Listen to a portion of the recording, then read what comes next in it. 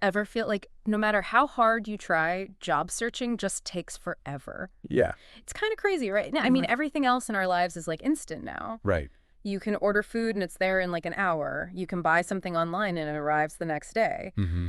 But finding a new job, ugh, forget about it. It's like we're stuck in the technological stone age or something. That's a great point. And it's something that Kartik really dives into. Oh, yeah, he does. It's kind of this weird paradox that we're living in right now, Yeah. Like, we have all this incredible technology at our fingertips. We've got instant access to information, global connectivity, all this stuff. Right.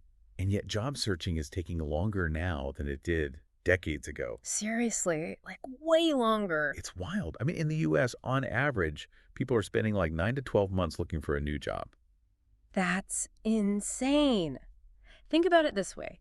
Back in the day, if you wanted to research a company or a career path, you'd have to physically go to the library, Right. spend hours digging through books and journals. Ah, the good old days. But now, I can just hop on Google, do a quick search, and boom! I've got more information than they could ever need in a matter of seconds. Exactly. We have specialized databases, online forums, professional networking sites like LinkedIn, which connects millions of people across the globe. Yeah, LinkedIn is pretty amazing. It makes networking and career research so much easier than it used to be.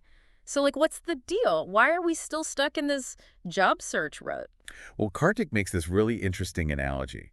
He says it's like we've upgraded our car to this shiny new sports car, but we're still trying to drive it with the old, outdated rule book. Uh-huh. Okay, I like that. Like we've got all this fancy technology under the hood, Yeah. but we're still stuck in the same old mindset, the same old processes. Interesting. So what you're saying is we haven't really adapted to the possibilities of these new tools. Exactly. And Kartik has a name for this. He calls it cultural inertia. It's this tendency to cling to familiar practices even when they're no longer serving us well. Oh, that makes sense. So we're basically stuck in our old ways, like we're resisting change, Right. even when it could benefit us. Exactly. And one of the biggest examples of this is the whole university degree thing. Oh, yeah, for sure. For generations, Yeah. a university degree has been seen as the gold standard for job qualification.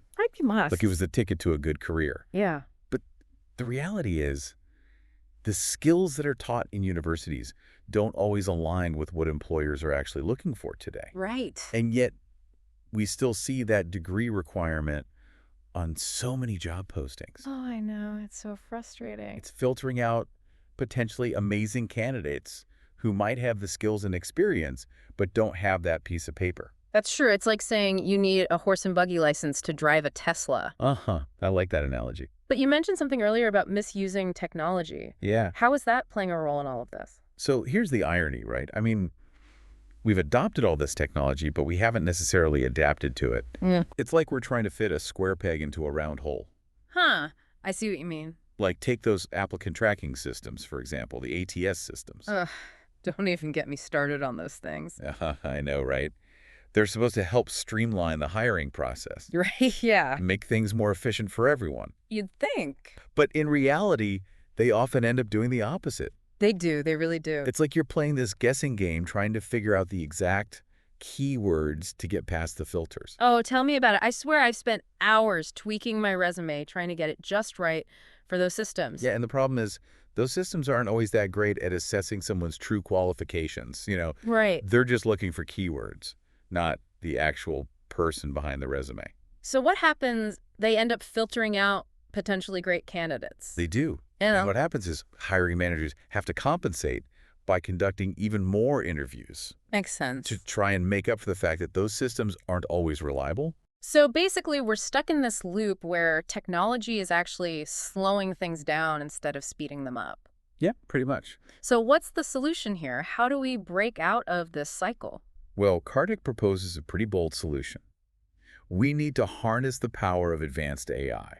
Okay, now we're talking. AI is all the buzz these days. It is. But how would this actually work in the context of job searching? Like, give me the inside scoop. So imagine an AI system that's not just looking at resumes and job postings, but can actually analyze vast amounts of data, like internal company data, project data, performance metrics, you name it. Wow, okay. It's like having a crystal ball that can predict what skills and experience a company will need before they even have an open position. Whoa, so the AI is like proactively identifying job needs before they're even advertised. Exactly. That's pretty mind-blowing. It is. Mm. And at the same time, imagine this AI is scanning a pool of potential candidates, Yeah. and not just for keywords, but looking at the whole picture, their skills, their experience, their portfolio, their online presence, everything. It's like having a super-powered matchmaker for the job market. Right.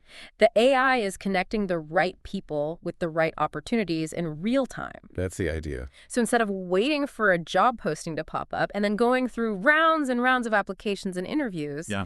the AI is constantly working in the background, making those connections and streamlining the entire process. Exactly. Okay, I'm really intrigued now. This sounds incredible, but how would it actually play out in the real world? Like, what would this look like for candidates and employers? Let's dive into that. Yeah. Okay, so let's imagine you're a job seeker in this AI-powered world, right? You create your profile on this platform, and instead of tailoring your resume for every single job you see, you just kind of put your best foot forward, Right, showcase the real you. Yeah, exactly. Your skills, your passions, your unique story, all that good stuff. So no more agonizing over cover letters and trying to cram in all the right keywords? Yeah, no more of that. You just let the AI do its thing. Okay, so I upload my profile and then what? Well, then the AI takes over. Yeah. It analyzes your profile. Yeah. Compares it to those real-time job needs we were talking about. Yeah, right? Yeah. They give it like a personalized job search engine that's working for you 24/7. That's pretty cool. So instead of endlessly browsing job boards and getting frustrated, Yes.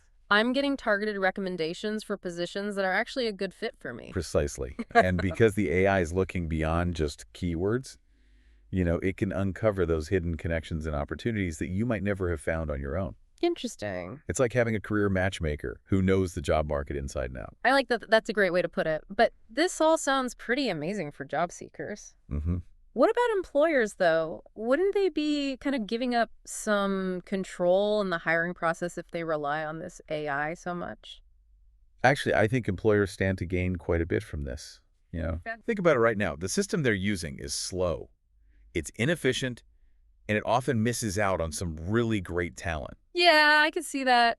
This AI could really be a game changer for them. Okay, I'm listening. Tell me more. So instead of sifting through mountains of resumes or waiting for candidates to stumble upon their job postings, Yeah. they could use this AI to proactively target the best and brightest. Even those passive candidates who might not be actively looking for a new job. So they're going from a reactive approach to a more proactive one. Exactly. And remember those compatibility scores we talked about earlier? Oh, yeah. Well, those scores would give employers a data-driven assessment of each candidate's suitability, Interesting. so they could focus their time and resources on those most promising individuals. It's like they're getting a head start in the hiring race, armed with all this valuable data and a streamlined process. Precisely. But I know what you're thinking. You're thinking, what about the human element? Well, yeah, I was going to say, what about things like personality and cultural fit? Can an AI really assess that stuff? That's a great question. And it's important to remember that AI isn't meant to replace human judgment entirely. Okay. Think of it more like a powerful tool that can enhance the decision-making process. So it's about using AI to kind of filter and prioritize, but ultimately the final decision still lies with the human hiring manager. Exactly. The AI can handle the heavy lifting, sifting through data, identifying patterns, making those initial recommendations. Right.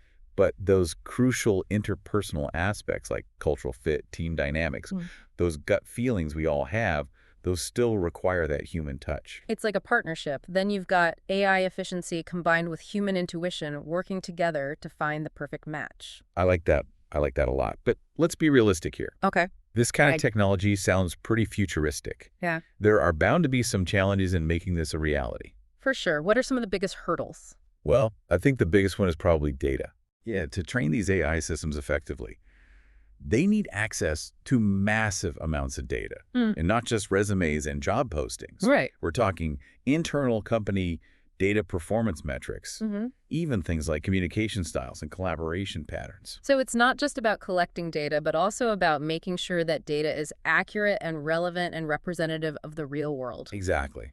That's a massive undertaking, for sure. It is, but you're right, the potential rewards are huge and technology is advancing so rapidly. I mean, we're already seeing AI being used in various aspects of HR, from recruiting to performance management. We are. It really feels like we're on the cusp of a major shift in the way we think about work and careers, but like with any new technology, there are always potential downsides. True. What are some of the concerns that come to mind when you think about AI playing such a big role in the job market? Well, one concern is the potential for unintended consequences. Like what? For example, Yeah. if the AI is primarily focused on efficiency and optimization, it could inadvertently prioritize certain types of skills or experience. And that could potentially overlook candidates who might bring a fresh perspective or a unique set of talents. So we need to be careful that the AI isn't just replicating existing patterns or biases. Absolutely. We need to make sure that it's designed to value diversity and promote a level playing field for everyone. Yeah, that's really important. Another thing I've been thinking about is the potential impact on human connection. Oh, yeah. If AI is handling all the initial screening and matching, do we risk losing those personal interactions that are so crucial in the job search process? That's a valid concern for sure, and it highlights the importance of finding that balance. Yeah. AI can automate certain tasks, but it shouldn't replace human interaction altogether. And in fact, I think it can actually enhance it. Really? How so? So imagine a world where those initial stages of the job search are super streamlined and efficient thanks to AI. Okay. Candidates and employers are connecting more quickly based on a deeper understanding of each other's needs and qualifications. So instead of wasting time on opportunities that aren't a good fit, you're freed up to focus on building those relationships with the people who really matter. Exactly. The human element becomes even more important when you're connecting with people who are genuinely aligned with you. Right, you can spend more time discussing shared interests, exploring possibilities, really getting to know each other on a deeper level. That's the vision. Yeah. Leveraging technology to create a more human-centered job search experience. I love that. So we've talked about the potential benefits, the challenges of this AI-powered future, but what does this all mean for like the average person out there listening? Yeah. How should we be preparing ourselves for this rapidly evolving landscape? Yeah. Yeah, it does feel like we're entering this whole new era of work, It does. like one where technology is front and center. Absolutely. And I think the key is, like you were saying earlier, to embrace the possibilities, but also be mindful of those potential downsides. Right, because like any tool, AI can be used for good or for bad. So what can we as like individuals do to prepare ourselves for this future? Yeah. Like, should we all be running out to learn coding and become data scientists? Well, that's definitely one path. Yeah. But I think the most valuable skills in this new world are things like adaptability, curiosity, a willingness to learn and grow. So you're talking about those soft skills we always hear so much about, Exactly. things like communication, collaboration, problem solving, critical thinking. All of that, yeah. Those skills are becoming even more important. Okay. As technology automates more and more of those routine tasks, That makes sense. we need to focus on the things that make us uniquely human. Yeah. Our creativity, our empathy, our ability to connect with others on a deeper level. So it's not just about like keeping up with the latest tech trends, but also cultivating those human qualities that will always be in demand. Exactly. Because tech is always evolving, right? What's cutting edge today might be obsolete tomorrow. Exactly. So it's all about embracing lifelong learning, being open to new experiences, constantly expanding your skill set. So basically seeing change not as a threat, but as an opportunity to grow. Yeah, exactly, like an adventure. I like that, but let's be real, change can be kind of scary, Yeah. especially when it comes to something as fundamental as work. What advice would you give to someone who's feeling anxious or uncertain about the future? I'd say embrace the uncertainty. See it as a chance to explore new possibilities, discover hidden talents. Oh, I like that. The world of work is changing. It's becoming more fluid and dynamic, Yeah. which means there are more opportunities than ever before to find a path that truly aligns with your passions and purpose. It's like shifting from a mindset of job security to one of career agility. Love that career agility. It's about being adaptable, resilient, open to those new opportunities.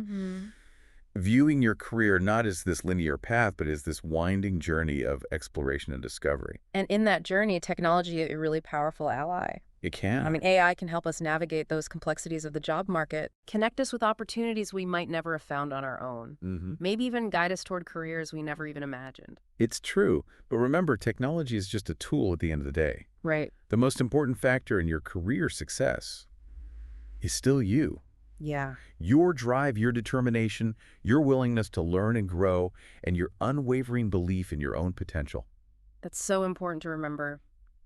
So, as we wrap up this deep dive into the future of job searching, what's the one key takeaway you want our listeners to walk away with? Embrace the future with a sense of curiosity and optimism.